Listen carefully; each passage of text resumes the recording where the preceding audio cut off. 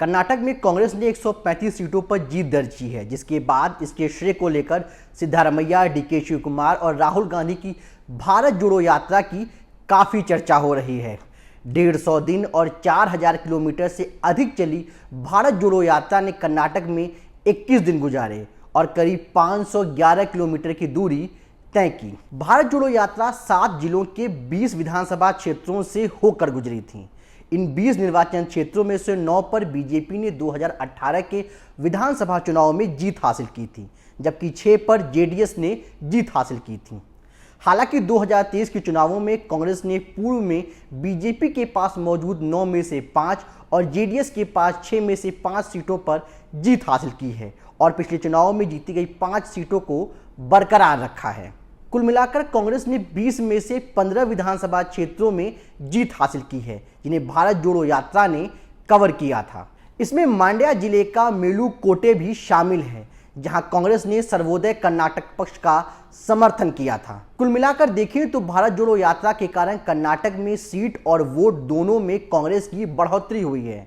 भारत जोड़ो यात्रा के रास्ते में आने वाली 20 सीटों में कांग्रेस की संख्या 5 से बढ़कर 15 हो गई है, जबकि बीजेपी 9 में से 2 और जेडीएस 6 से 3 पर आ गई है। 20 सीटों में से 18 सीटों पर कांग्रेस के वोट शेयर में बढ़ोतरी हुई है, सिवाय मैसूर की चामुंडेश्वरी सीट और चित्रदुर्ग में। चित्रदुर्ग जिले के मोला कलमुरु जैसे कुछ निर्वाचन क्षेत्रों में वोट शेयर में 32.01% की बढ़ोतरी हुई है। मांड्या, मैसूर और तुमकारू और चित्रदुर्ग जैसे जिलों में कांग्रेस को भारी बढ़त मिली है। इसलिए कर्नाटक में जीत का श्रेय राहुल गांधी की भारत जोड़ो यात्रा को भी जाता है। इन 20 सीटों पर जीत दर्ज कर कांग्रेस को काफी कुछ मिला है, लेकिन बीजेपी को इन सीटों पर बहुत नुकसान नहीं हुआ है। इन सीटों पर बीजेपी के वोट शेयर में महज 0.2% अंक की कमी आई है। कर्नाटक में बीजेपी के कुल वोट शेयर में 0.4% अंक की कमी आई है। दरअसल कांग्रेस ने जेडीएस के वोट शेयर में सेंधमारी की है। कांग्रेस का वोट शेयर उन सीटों पर ज्यादा बढ़ा है जो सीटें पहले जेडीएस के पास थी।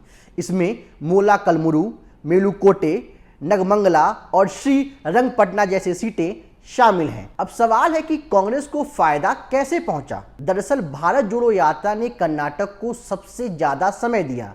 इससे हुआ ये कि पार्टी कैडर को संगठित करना आसान हो गया।